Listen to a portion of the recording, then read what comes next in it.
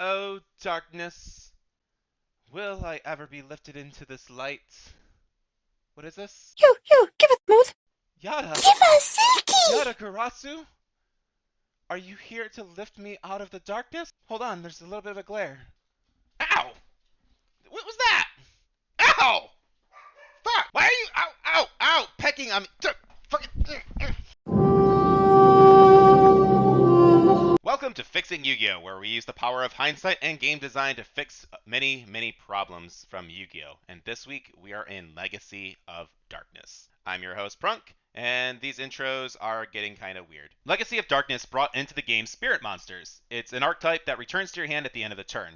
But with that massive drawback, they actually have some really strong effects. They also gave Fiends some support, along with some dragons, but they're pretty overshadowed by warrior stuff, such as reinforcements of the army, exiled force, and other good warrior cards, and even some of the non so good warrior cards are still playable, at least with them. Now, it's June 2003, and the meta is still heavy on beatdown, playing cards like Jinzo to avoid powerful traps, and Imperial Order to protect him from powerful spells.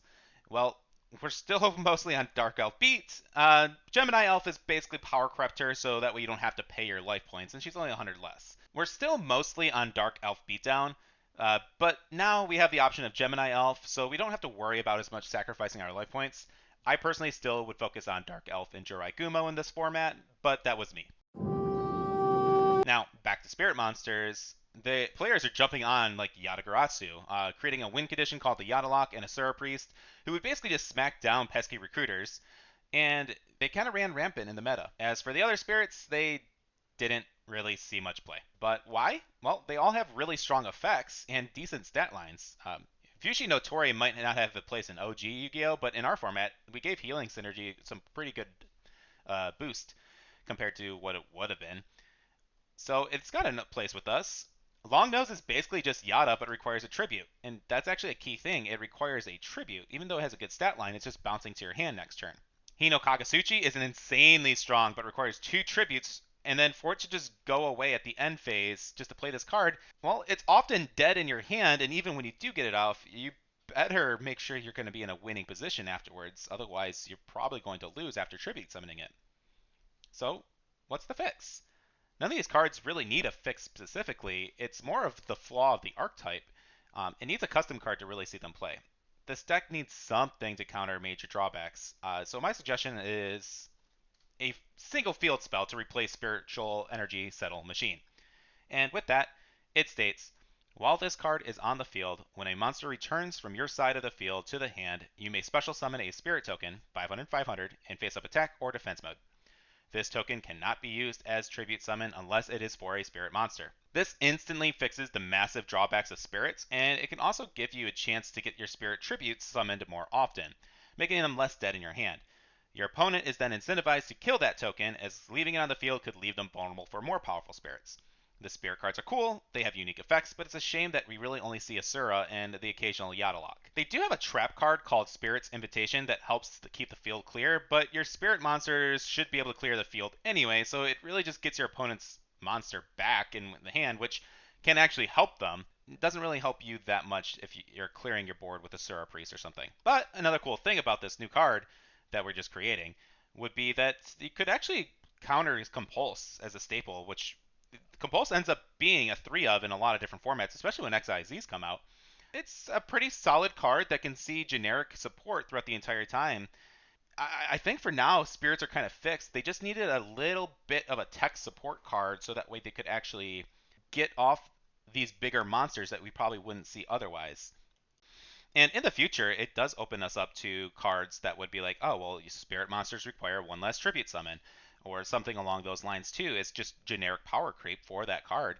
But I think for now, just having a extra token when this card bounces, and if you are playing other monsters and you have another monster on the field too, it is kind of nice. So like you can get more flexibility on these higher level spirit monsters where you might actually want to play them because, well, you're playing a monster, at least you're going to have a monster on the field. Even if that monster is just there to protect your life points directly, you still have that chance of tribute fodder if I'm just bouncing back Yatagarasu or something like that. So the Archfiends. Uh, I like that Konami reprinted the cards to say certain cards are an Archfiend. so that they could attempt to bring back an archetype with some old cards. I really applaud that. I was on break during this time, so I don't really know much about them. But anytime Konami brings back old stuff just so they can be played, I gotta applaud that. So let's look at the boss monster, Dark Ruler Hades. Hades? Hades. He's probably Hades, right? Okay, I think it's Hades. Dark Ruler Hades. He's a big fiend that is focused on, but it doesn't really have an archetype. He's just a generic big fiend. And that's okay sometimes, but we could, if we're releasing a bunch of fiend support at once, we kind of want to give them some kind of theme. As you know, I like themes. Shadow Tamer, this is fine. You kind of want to just combo it with DNA surgery as you take control of other players' fiends. Some of these other ones, Possess Dark Soul, you could find a niche today against a level 3 type of deck. It's okay. Nobody's really playing level 3 monsters, unfortunately, at this point, unless you're facing against heavy Yuumi support deck, which we did buff. So, like, Yuumi decks could actually see play, and this deck could counter that. I don't really know if, hey, Yuumi decks are now the meta, while Archfiends do have a little bit or a little bit of an edge on them if they're playing Possessed Dark Soul. So it could be a really good side deck card because people are playing the Legendary Ocean, and now all their level 4 guys are level 3 and so on. So it does have its nice little niche. Ryokushin Clown, it's basically just clown control support, which didn't really get off the table, but we did give clown support with the Bickery box. So in our format, it's actually better. But otherwise, this card would have never seen play. But none of these guys synergize with the big fiend that they're supposed to represent. And even generic fiend support cards like spells and traps, Dark Bark of the Dark Ruler, pay life points, make an attacking unit weaker. Soul Demo, banish cards from graveyard. Puppet Magic of the Dark Ruler. It's just a worse Monster Reborn. So we got some fiends and we got some bad supports cards. So let's splash them together and make something that could resemble a fiend deck. So from here, I think we have two ways we can kind of go about it. And I'm going to take the weaker side of this right now because I do feel like this is early Yu-Gi-Oh! And we have been focusing on just buffing things, buffing things, buffing things, which is fine because we do want to make a lot of these weaker cards playable. But I don't want to insanely power creep these cards at the moment. So option one, which I'm sure a lot of my fans would probably agree with and want to see, would be give these cards, the Fiends, banishing effects. We have a couple support cards that want them to be banished anyways. So it's cool. I like it a lot, but I think it's going to be a little strong, and there's not enough support for it right now for it to really happen. So you could give a card when this card is banished, X effect happens. So that is good, and it does fit a Fiend theme pretty well. But I think for the early Yu-Gi-Oh stages, and keep in mind we're in 2003 at this point, we want something that represents Fiends a little bit more. And I'm going to go with like a life point sapping to pay effect kind of card. But let's look back at Dark Ruler Hades. I think his effect is great, and with Lesser Fiend, he would definitely see play. And hitting recruiters and searchers with Fiends in this deck is pretty good. It's something that Fiends will excel at because they're either going to the banish zone, or they are just not getting their trigger effects when they're attacked. So that's pretty good, and I like it a lot. And this other Lesser Fiend card is pretty strong in just a Fiend generic deck. So I'm going to leave a lot of the monsters alone, but the main thing I do want to change, which is actually a nerf to them, is I'd want to change. They all have to pay 500 life points in order to activate their effects. You'll see why in a bit, but let's look at Shadow Tamer. Pay 500 life points, take control of all Fiend monsters your opponent controls. Yeah, on the surface, that's pretty bad, but when you combo it with DNA Surgery, you just took away 3, 4 bonds, or however many monsters your opponent had on the field. So you for 500 life points and a trap card on the field, you just took their entire board. I think paying 500 life points is still fine if you're playing that kind of strategy. And let's look at Possessed Dark Soul. The other one I would like to kind of fix with this would basically be pay 500 life points, reduce the level of all monsters your opponent controls by 1. You may tribute this card to destroy all level 3 monsters your opponent controls. It does have the pay life points kind of thing. We did add that extra effect to just make sure that they get to be reduced. Because it is still causing, there's a few things. It is causing you to use your normal summon on this guy, or it could be brought out with a recruiter. But pay 500, reduce all the monsters, tribute summon, destroy all monsters. So it's really strong. It's actually, but I don't feel like it's that bad because it is a specific exiled force. you do need to, like, where XL Force will hit anything on the field or any monster on the field, face down, face up, whatever. This is hitting all of a specific typing, so it's not going to be able to out Jinzo. It's not going to be able to out big boss monsters. It's going to be able to out the breakers. It's going to be able to out the Gemini elves. Like, it is there to kind of nuke. It's a mini nuke, and it could eventually just. It would probably be limited to one in that case, which is fine. I don't think it's ban worthy at any point, but it is a little bit of a board wipe at the cost of paying 500 life points. Which, compare this to Regeki and Dark Hole, which are limited to one. I don't think. I think this is a more situational card, and I think it's actually safe at where it's at. So that's where I'd put Possessed Dark Soul. That is a tongue twister saying that fast. So Ryokushin Clown, pay 500 life points. The battle position of a face monster, change the battle position of a face-up monster in the field. It's objectively worse, but again, it does have its niche as an outing monster, and it is a fiend, so you'll be able to get some support with these other cards that we're going to be introducing. So those are like the main fiends that I would probably like bring out. There's a few other ones, but let's move on to the spells and traps. Fiends are they're crafty evil little monsters, so paying life points to activate their effects I think is fine. However, the fiends themselves don't have to pay the price, and will often siphon life instead. So we have this card, Bad Reaction to Smochi. It's a classic burn deck, giving your opponent life points, but instead this card says, no, I'm going to burn you for those life points that I would give you anyways. So playing like Upstart Goblin is hilarious because you're drawing and burning somebody for 1,000.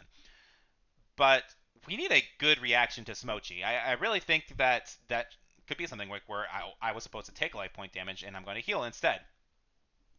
Wait, what? They have that already. Life absorbing machine. All right, 1 second. During your standby phase, gain life points equal to the half of the total life points you paid during your last turn.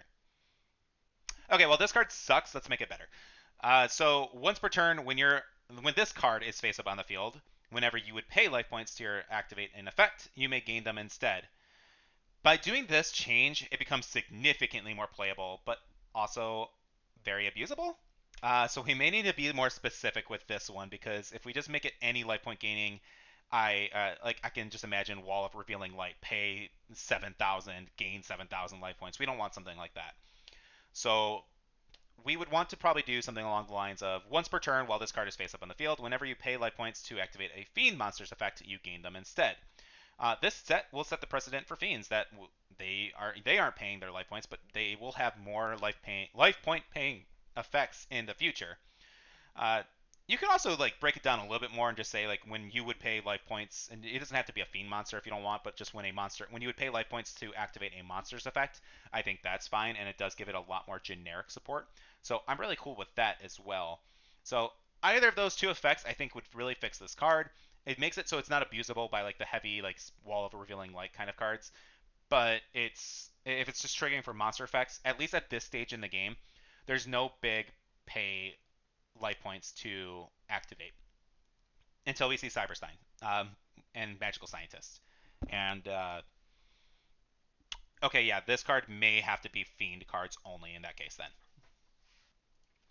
Bark of the Dark Ruler, now that we've kind of corrected the life point generation for Life Absorbing Machine, this card is still okay. I'm glad that I really do think now, looking at this card, that we have to put the Fiend clause on Life Absorbing Machine because just if you're able to gain 3,000 life points when a 3,000 attacker is hitting you, it's just insane. So we definitely need to make sure that Fiend clause is there. But otherwise, this card is still good, and it makes it work. I kind of wish this card could synergize in some way with the life absorbing machine, but I know it's going to be abusable, so we don't want to fix anything like that. So otherwise, Bark of the Dark Ruler is fine. It is just the only thing I could say is we could make this continuous is when a fiend monster would be, but I think that's just such a big floodgate. Um, I don't know. Like it would have this. I don't think that card would be fun, but I do think that paying life points should be really in theme. So making this card a continuous is something I would consider. I would actually have to physically test that card and see how broken it would be. But I think this card as a continuous would be really cool for the Fiend archetype. So Soul Demolition. This is the card that made me really consider, hey, we should have banishing effects for these Fiends. You can activate this card's effect when you have a Fiend type monster on your side of the field. Pay 500 life points to use this effect. Both players select one monster card from their opponent's graveyard and remove those cards from play. It's cool. It's just there's not much of a way for us to utilize it yet. There's just not a lot of graveyard effects in Yu-Gi-Oh at this stage. Uh, it has its niche as far as just hey, I'm banishing the good like monster reborn targets and call the haunted targets. But if when we do start giving fiends when this card is banished effects, uh, my I just think that this card is fine. It is going to be a better card in the future if we stick along with giving fiends banished effects instead. So it doesn't need a fix. It's not that good right now on release, but it is good enough. All right, the puppet magic of Dark Ruler. Select one fiend type monster from your graveyard. Remove that from play. Monsters on your side of the field whose total levels exactly equal the level of the fiend type monster, then special summon that monster. This is just an awful card. Again, if we got to see some like remove from play aspects from the fiends, then I really do have a lot of good ideas for that. Easy fix to this is just make it a quick play. So if opponents plays a trap or spell and you want to react to this card, since monsters would be destroyed anyways, it could save you things from like trap hole and mirror force, etc.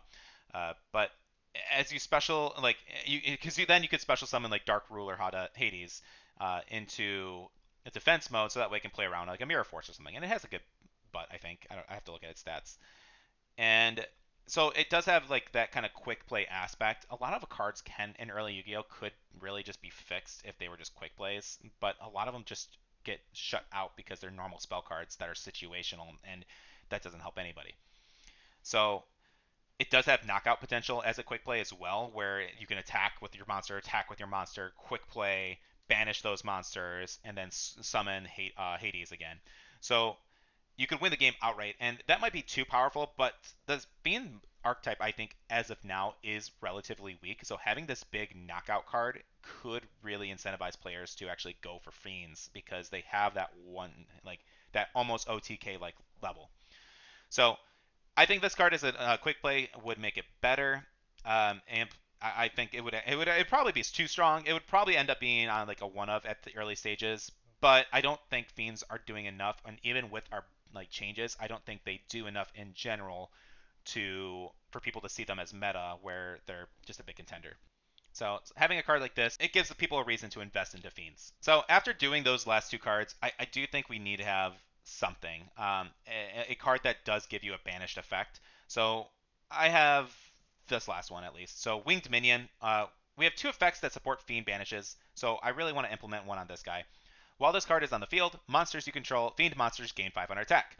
At the start of the battle phase, if this card is banished from the field or graveyard, all Fiend monsters you control gain 500 attack and defense. So, if it is in your graveyard, it can be banished with the other machines. It can be banished at the whatchamacallit. But the key words of this is at the start of the battle phase. If this card was banished, is what we should say. So, if you've already in the battle phase and like you can't quick play with this guy, so it does remove some of that synergy, but we do that remove that synergy for balance reasons.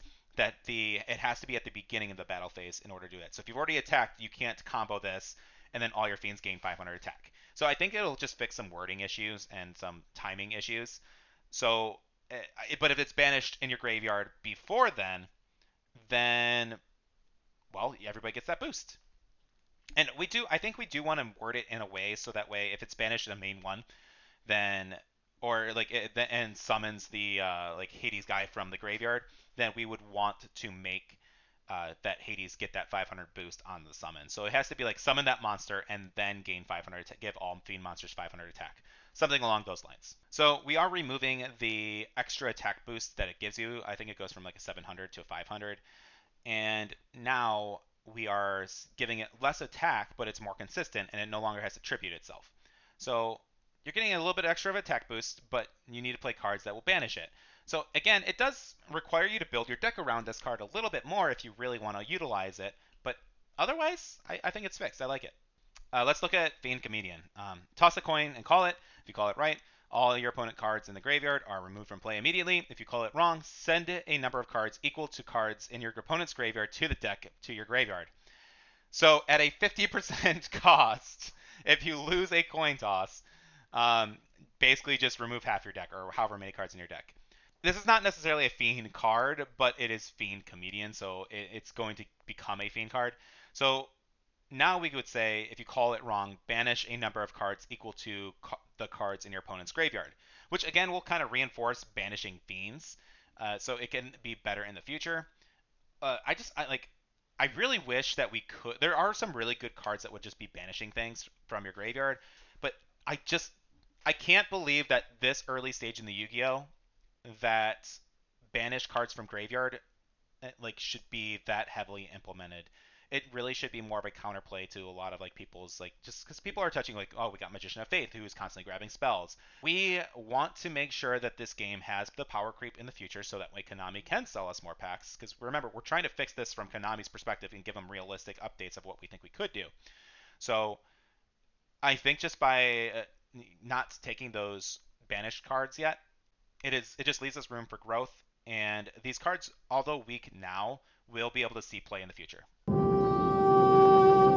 All right, dragons. So funny enough, although we have gotten a slew of vanilla dragons throughout Yu-Gi-Oh, we actually haven't gotten support for any of them until this point. Tyrant Dragon, during the battle phase, if your opponent controls any monster after this card's first attack, this card can make a second attack. Negate any traps and negate any trap effects that target this card on the field, and if you do, destroy that trap. This card cannot be special summoned from the graveyard unless you tribute one dragon type monster. This is supposedly the early boss monster, and it's not bad. Just dragons aren't good this early on.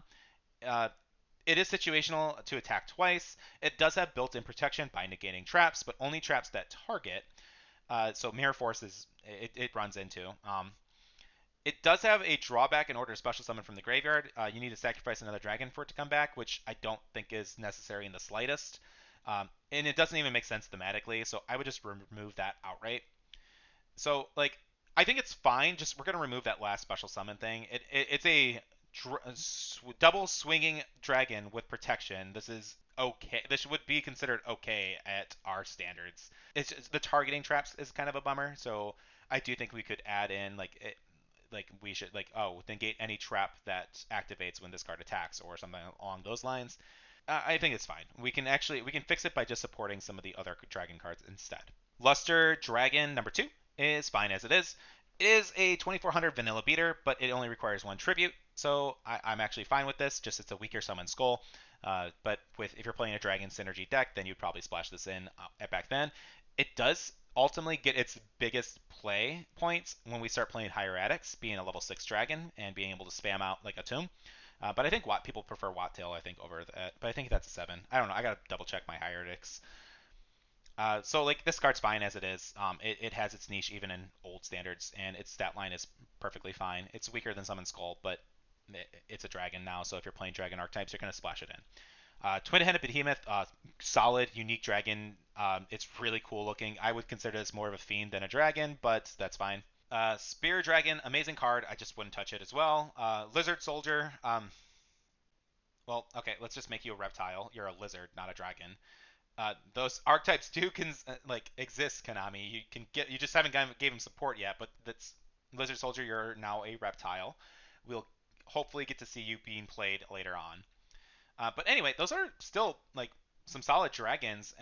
But again, like I said, the fixes aren't really on those monsters. It really just needs to be on those support cards. There's a couple dragon cards that require discards, such as like Grey Wing and Dragon Speed, and they don't quite fit. So let's start with Dragon Speed. Discard one card from your hand, negate the effect of a trap card that targets one face-up dragon, and destroy that trap card. So just remove the cost of discarding.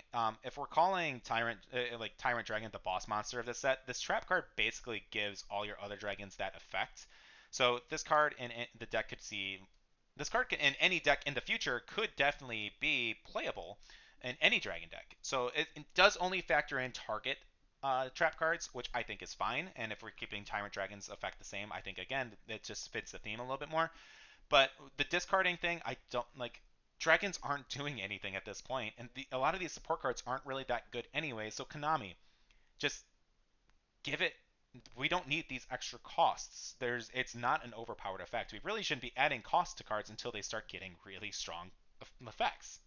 But we're giving cards really bad effects with costs, and it just doesn't make sense. And in early Yu-Gi-Oh, just we shouldn't have to worry about cost and discarding. The cards should just do what they say and be a little weaker. Disappear. This card is not necessarily a dragon card, but it has a dragon fading away on the art, so that's good enough for me. We gave the Fiends a little bit of a Monster Reborn, but the way I would fix this would be when a dragon is destroyed on the field, you may remove one card from your opponent's graveyard. Make it a continuous, and now it's a good card. It's kind of like a Gravedigger Ghoul for dragons. It does kind of fit with the removal effects, so you might be able to actually splash in like this card against or if you're playing Fiends and Dragons, this could be a little bit of a cool card, just kind of wipe out their graveyard. But I think again, if it just have a continuous effect, just making sure that this card constantly is removing something whenever a dragon's destroyed, I like that. A Wing Beat of Giant Dragon. Again, an easy fix for this is just make it a quick play. If you're bringing back a big dragon to your hand, it should be in response to you trying to save it. Like, I'm not going to summon Blue Eyes onto the field and then just, oh, well, I just tribute summon 2 monsters. I'm going to bounce this back as a spell speed 1 after on main phase 2. I need to make sure I save Blue Eyes in my hand. Like, just make it a quick play. This card should be something that you're playing to save your big monster. Like, it's flying away from danger. We want to make sure that you are activating it when there is danger.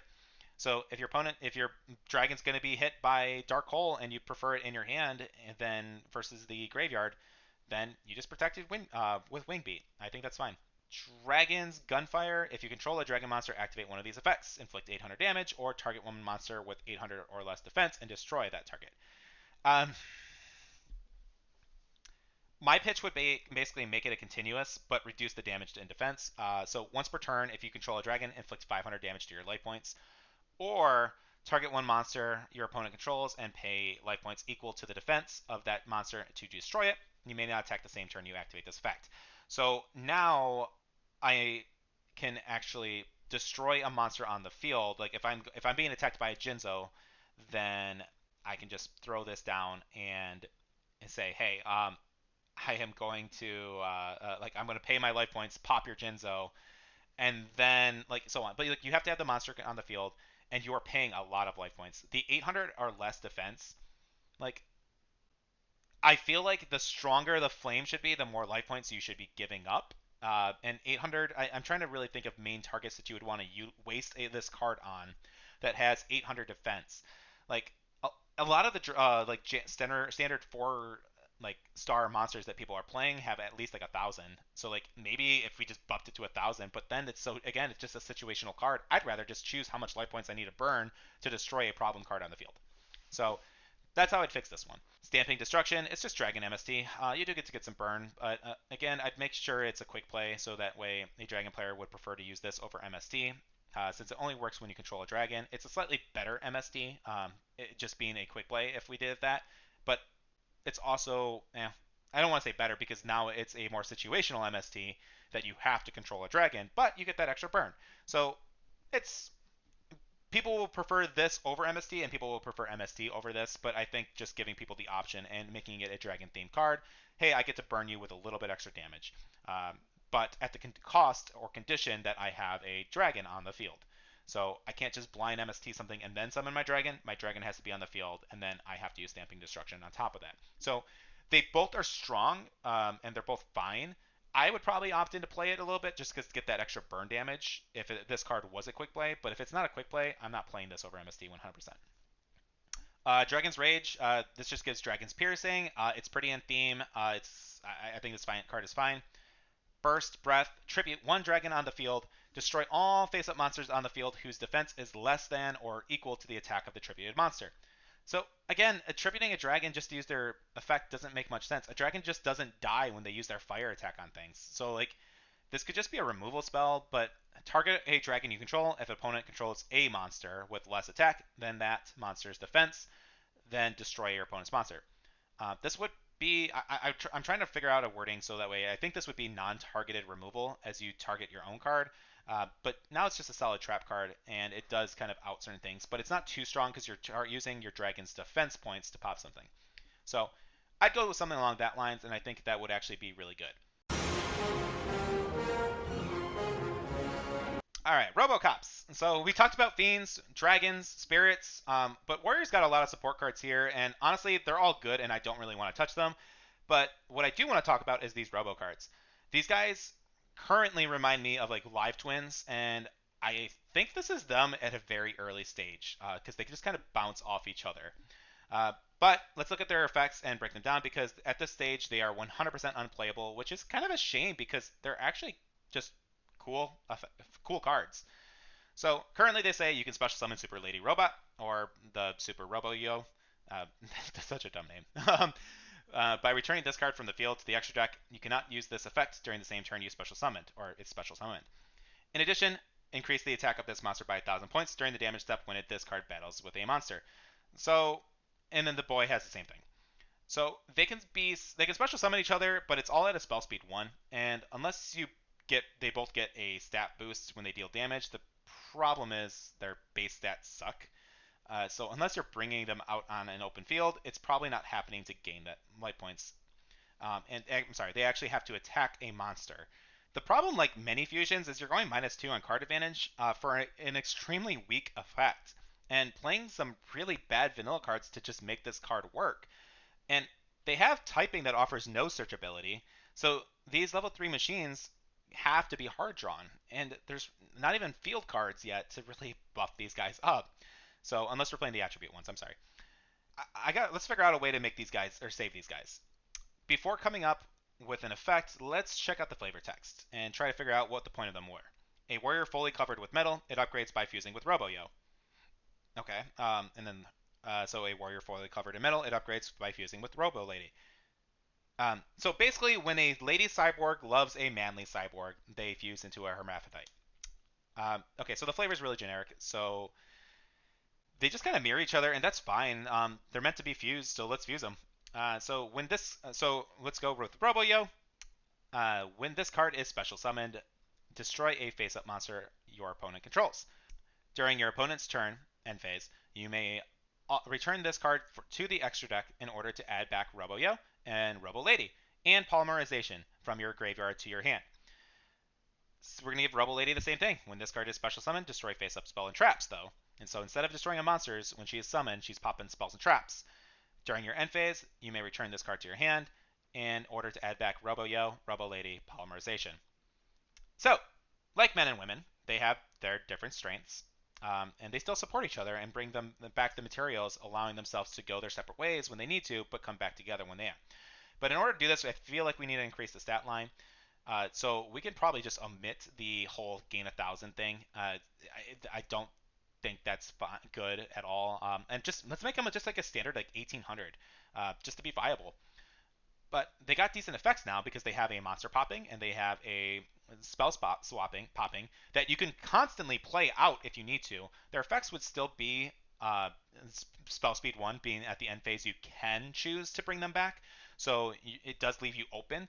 But I think just basically being able to every turn polymerization pop a spell, polymerization pop a monster is really good. And hey, now those graveyard banishing cards that we talked about and we just buffed and we were talking about, hey, there needs to be more of a niche for them.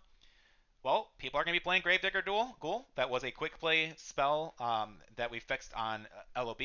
People are going to play with these new trap cards. It gives Fiends something to really counter because I would be playing these guys. That actually this seems really cool. I'm just constantly getting back my resources. I feel like I'm always at a hand advantage because I'm always +3 basically. The stat line at 1,800 is strong, but not that strong compared to some of the other stuff that we're playing. Like we could even bump this down to like 16. I think is fine. I would actually still play this at like a 15, 16. 18 I think is where we can make this card really good. So I would probably say 18, but I would still play this at 1500 just because I'm getting a free pop and my resources back basically every turn by playing this.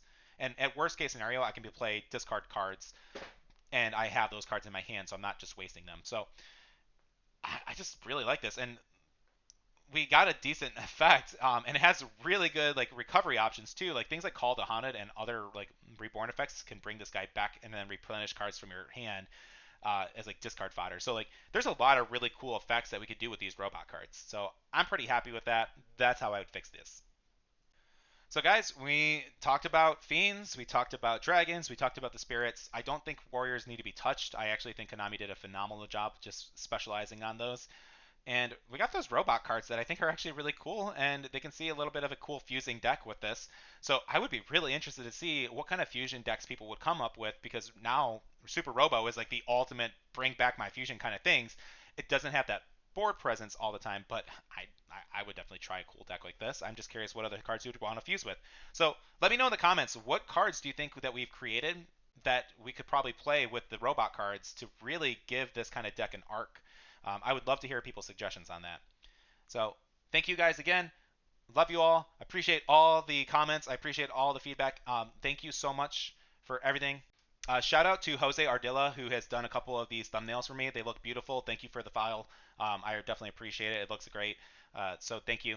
But everybody else, please like, subscribe, comment, do whatever, all the YouTube stuff. I am loving doing these. I am loving the discussions. Thank you so much. Have a great night.